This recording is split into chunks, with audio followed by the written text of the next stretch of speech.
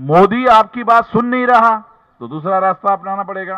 RSS के हाथ में सारी सूत्र है। दिल्ली तक ये मुद्दा उठाने के लिए लाया गया है। कमेटियां बीजेपी के लोगों को गांव में प्रचार के लिए आएगी तो उनको वो आने ही न देंगे। नरेंद्र मोदी को उन्होंने चेहरा दिखाने के लिए प्रधानमंत्री बनाया। नरेंद्र मोदी जो है ये रियल प्राइम मिनिस्टर नहीं है, ये नॉमिनेटेड प्राइम मिनिस्टर है। यहां पर जो भी भारत में काबिज लोग हैं उन लोगों को भी सारी व्यवस्था के नियंत्रण से छुड़ाना होगा और इसके लिए सारे देश भर में संगठन निर्माण करना 6 लाख गांव में, ये उसकी पूर्व शर्त है। इस धरना प्रदर्शन में ओबीसी की जातीय आधारित गिनती के लिए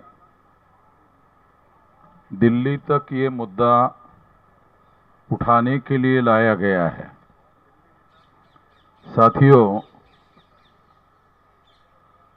ये इसलिए किया गया है कि आने वाले समय में राष्ट्रीय स्तर पर राष्ट्रीय पिछड़ा वर्ग मोर्चा, जो पिछड़े वर्ग का राष्ट्रीय स्तर का संगठन है,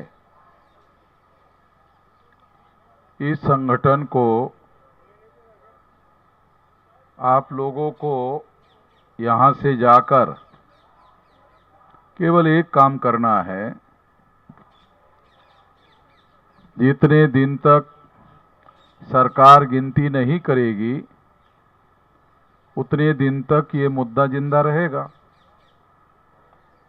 और अगर गिनती कर दिया तो मुद्दा खत्म हो जाएगा।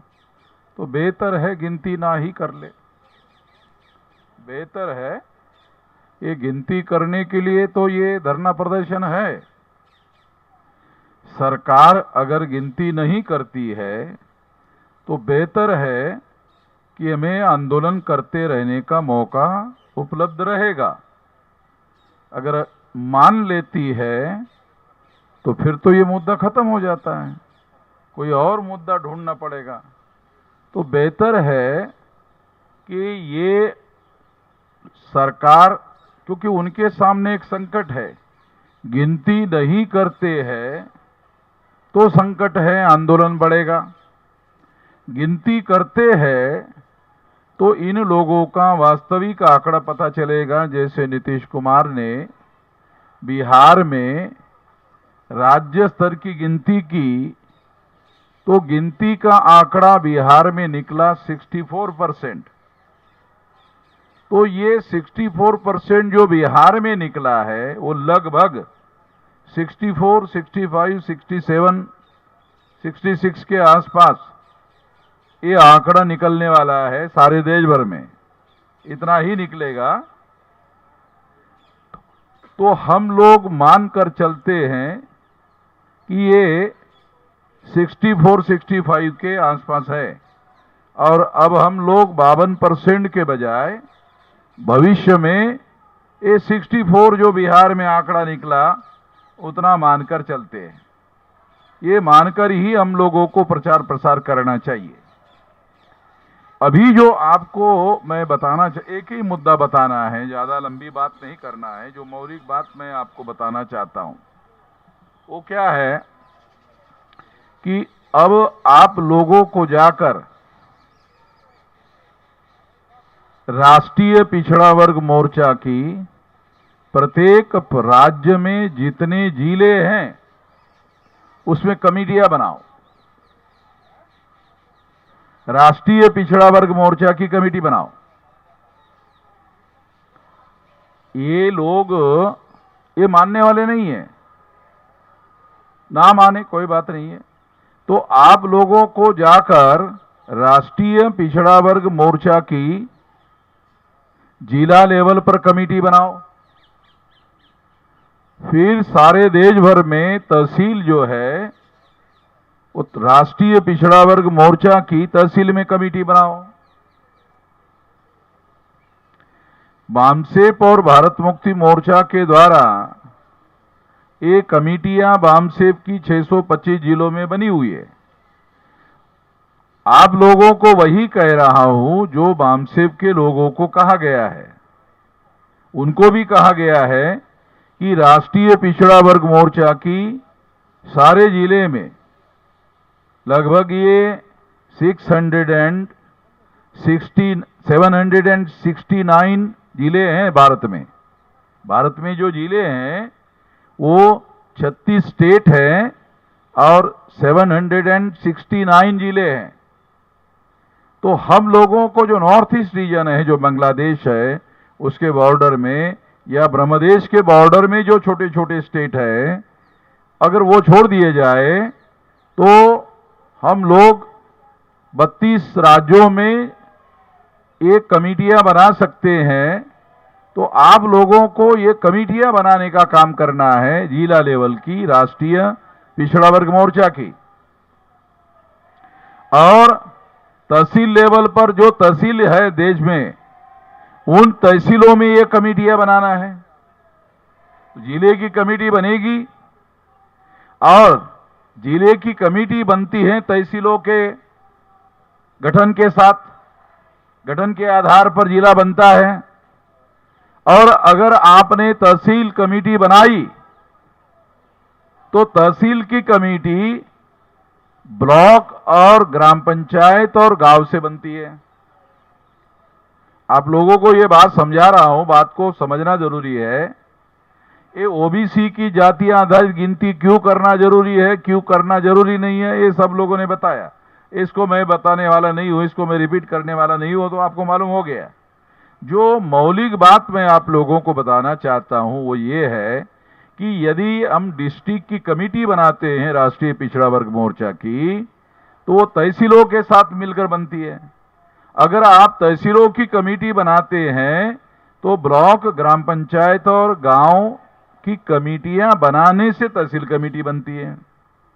तो आपको तहसील कमेटी बनाना है। तहसील कमेटी बनाने का मतलब है ब्लॉक, ग्राम पंचायत और गांव की कमेटी बनाओ। इससे क्या होगा, इससे 6.5 लाख गांव है तो 6 लाख गांव की कमेटियां बन जाएगी। अगर 6 लाख गांव की कमेटियां बनती है तो वास्तव में वहां लड़ाई जो है ना वो हम लोग वहां लड़ेंगे, क्योंकि ये बीजेपी के लोग जो दिल्ली में पहुंचे हैं वो हमारे वोटों के आधार पर पहुंचे, ओबीसी के लोगों के आधार पर पहुंचे हैं। आरएसएस ने और भाजपा ने नरेंद्र मोदी को प्रधानमंत्री क्यों बनाया है, इसके बारे में कभी सोचा आपने? पिछले 10 साल से हमने ओबीसी के मुद्दे को राष्ट्रीय मुद्दा बनाने के लिए प्रयास किया। तो अब अपोजिशन पार्टी का जो लीडर है राहुल गांधी, वो भी बोल रहा है, वो भी ओबीसी की गिनती की बात कर रहा है। आज का अखबार में तो और दूसरी खबर है। क्या खबर है? कि बहुजनों का काम करेंगे। अरे भाई, वो तो उसके लिए वामन मेश्राम है ना। बहुजनों का काम करने के लिए वामन मेश्राम है। आप अपने खानदान नेहरू, इंदिरा जी और राजीव जी का काम करो। अब हमारा ज्योतिराव फुले का, बाबा साहब का, शाहू महाराज का काम हमारे ऊपर छोड़ो ना। ये हमारा एजेंडा है, हम लोग काम करेंगे। मगर उनको मालूम हो गया अब यही एजेंडा आगे चलने वाला है और दूसरा कोई एजेंडा चलने वाला नहीं है। तो इसके लिए इस एजेंडे को राष्ट्रव्यापी आंदोलन का सबसे बड़ा मुद्दा है। मैं तो मोदी जी को सलाह दूंगा, इसको लागू ही मत करो। लागू करने के लिए ये कार्यक्रम है। मैं कहता हूं इसके लागू ही मत करो। और कब तक मत करो? 6 लाख गांव तक हमारा संगठन फैल जाए तब तक मत करो। 6 लाख, क्योंकि ये कर दोगे तो 6 लाख गांव में इस मुद्दे को लेकर कैसे जाएंगे तो लोग बोलेंगे अरे तो हो गया, अभी दोबारा क्यों आ रहे हो। तो इसलिए मत करो। मैं आप लोगों को एक कहावत बताता हूं, सीधे उंगली से घी नहीं निकलता, इसलिए टेढ़ी उंगली से निकालने का बता रहा हूं। आप लोगों को जो बता रहा हूं ना, सीधी उंगली से घी नहीं निकलता तो टेढ़ी करके निकालते ना। तो मैं आपको टेढ़ी करके निकालने की बात समझा रहा हूं कि 6 लाख गांव का इसी मुद्दे का आधार बनाकर आप गांव में जाओ तो गांव में इन मुद्दों पर आप बात करोगे तो लोग आपको साथ देंगे। गांव में तो हमारे लोग हैं, एससी एसटी ओबीसी के ही तो लोग हैं गांव में।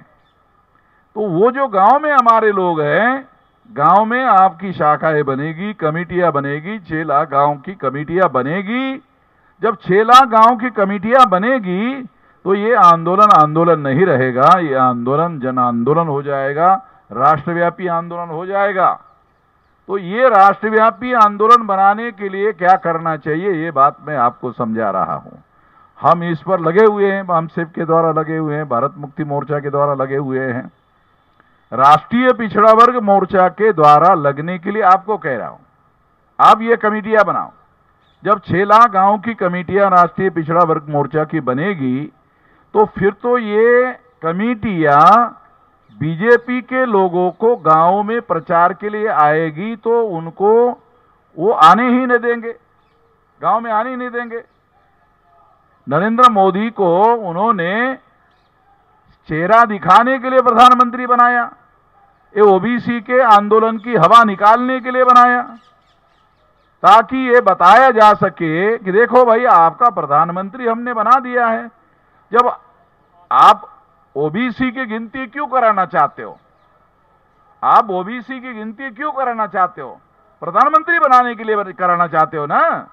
तो प्रधानमंत्री तो बगैर गिनती के हमने बना दिया। जब प्रधानमंत्री आपका हमने बगैर गिनती के कर दिया तो आपको गिनती करने की क्या जरूरत है। तो इसका जवाब यह है कि नरेंद्र मोदी को आपने बना दिया प्रधानमंत्री, मगर ये वास्तविक प्रधानमंत्री नहीं है, ये नॉमिनेटेड प्राइम मिनिस्टर है। नरेंद्र मोदी जो है ये रियल प्राइम मिनिस्टर नहीं है, ये नॉमिनेटेड प्राइम मिनिस्टर है। नॉमिनेटेड अंग्रेजी शब्द है, इसका हिंदी में अनुवाद होता है नामधारी।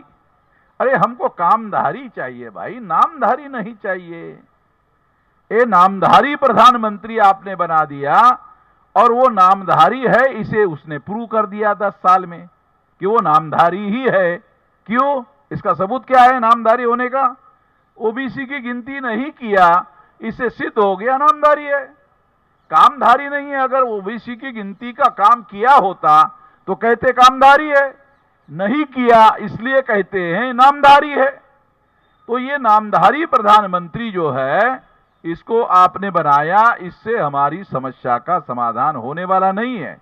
तो हमको कामधारी प्रधानमंत्री बनाना होगा तो राष्ट्रीय पिछड़ा वर्ग मोर्चा की शाखाओं को जिले में उसकी कमेटियां बनाओ, तहसील में कमेटियां बनाओ, और इससे क्या होगा, तहसील कमेटी से ब्लॉक, ग्राम पंचायत और ग्राम में भी कमेटियां आपको 6 लाख गांव में बनानी होगी। एक काम करो, मोदी को इसको गिनती करना है नहीं करना है छोड़ो, अगर आपने 6 लाख गांव में कमेटियां बनाई तो आपकी तो सरकार आ जाएगी। जिस सरकार को आप ये गिनती करने के लिए कह रहे हो, यदि आपने 6 लाख गांव में कमेटियां बनाई, अरे फिर तो आपकी सरकार आ जाएगी। आप सरकार को कह रहे हो गिनती करो, अगर 6 लाख गांव में आपने कमेटियां बनानी तो आपकी सरकार आ जाएगी। जब आपकी सरकार आ जाएगी तो आपके सरकार को आंदोलन करके बताने की जरूरत तो रहेगी नहीं। वो तो गिनती करने की जो बात, जो इश्यू बना हुआ है, राष्ट्रीय इश्यू बना हुआ, राष्ट्रीय इश्यू भी हमने बनाया। तो इसलिए इस मामले का हल हो सकता है। तो इसलिए आने वाले समय में हम लोग आंदोलन पर सबसे ज्यादा थ्रस्ट देंगे। अभी तक हमने संगठन पर थ्रस्ट दिया, तो अभी हमारा थ्रस्ट आंदोलन पर है। 9 अगस्त 1942 को गांधी जी ने क्विट इंडिया मूवमेंट चलाया था, और क्विट इंडिया मूवमेंट चलाने से क्या हुआ, अंग्रेजों भारत छोड़ो, अंग्रेजों को भारत छोड़कर जाना पड़ा था। तो इसी तरह से यहां पर जो भी भारत में काबिज लोग हैं, उन लोगों को भी सारी व्यवस्था के नियंत्रण से छुड़ाना होगा, और इसके लिए सारे देश भर में संगठन निर्माण करना 6 लाख गांव में, ये उसकी पूर्व शर्त है। मोदी आपकी बात सुन नहीं रहा तो दूसरा रास्ता अपनाना पड़ेगा। अगर मोदी ने सुन लिया तो आपका मुद्दा हल हो जाएगा। मोदी सुन नहीं रहे हैं क्योंकि मोदी नॉमिनेटेड प्राइम मिनिस्टर है, वो वास्तविक प्रधानमंत्री नहीं है, आरएसएस के हाथ में सारी सूत्र है। तो हमको 6 लाख गांव का संगठन बनाना है। 6 लाख गांव का संगठन बनाओगे तो आपकी ही सरकार आ जाएगी। इस दिशा में आपको काम करना है। तो आपको मैं इस मौके पर बहुत ज्यादा बात नहीं कहना चाहता हूं, मैं अपनी बात समाप्त कर देता हूं। आपने मेरी बात ध्यान से सुनी, इसलिए आभार, धन्यवाद। नेशनल दस्तक की आपसे गुजारिश है कि अगर इसको बचाना चाहते हैं तो नेशनल दस्तक को सब्सक्राइब करने के लिए रेड कलर के सब्सक्राइब बटन को दबाएं, फिर बेल आइकन की घंटी दबाएं। नेशनल दस्तक को बचाने के लिए बहुत जरूरी है कि हर खबर को शेयर करें, लाइक करें, कमेंट जरूर करें।